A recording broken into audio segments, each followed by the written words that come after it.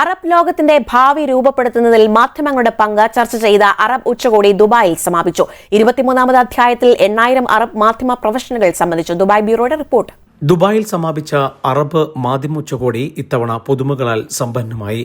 Arab ലോകത്തിന്റെ ഭാവി രൂപപ്പെടുത്തുന്നതിൽ മാധ്യമങ്ങളുടെ പങ്കാണ് പ്രധാനമായും ചർച്ച ചെയ്തത്. പുരോഗമന അറബ് മാധ്യമത്തിനായി ദുബായ് ഭരണാധികാരി ഷെയ്ഖ് മുഹമ്മദ് സമൂഹ മാധ്യമത്തിൽ പോസ്റ്റിട്ടു. തകരുന്നതിന് പകരം കെട്ടിപ്പടുക്കുകയും ഒന്നിപ്പിക്കുകയും പ്രചോദിപ്പിക്കുകയും ചെയ്യുന്നതാകണം മാധ്യമധർമ്മം.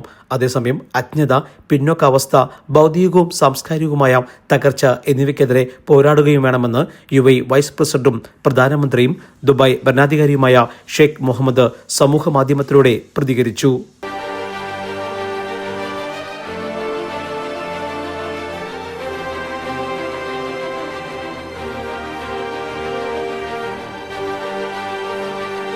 ഷെയ്ഖ് മക്തൂം ബിൻ മുഹമ്മദാണ് ഉച്ചകോടി ഉദ്ഘാടനം ചെയ്തത്. ബ്രിട്ടീഷ് മാധ്യമപ്രവർത്തകൻ പിയേഴ്സ് മോർഗൻ സംബന്ധിച്ചു.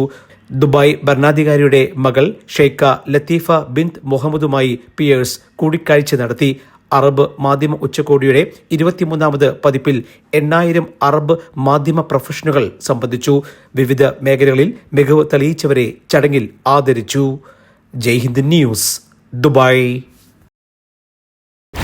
First time in television history, one man's 17-year TV show, 850 plus episodes, one anchor every week, 17 years, Middle East This Week, only on Jayhind TV.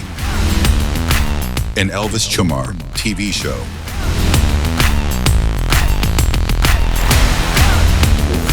Middle East This Week.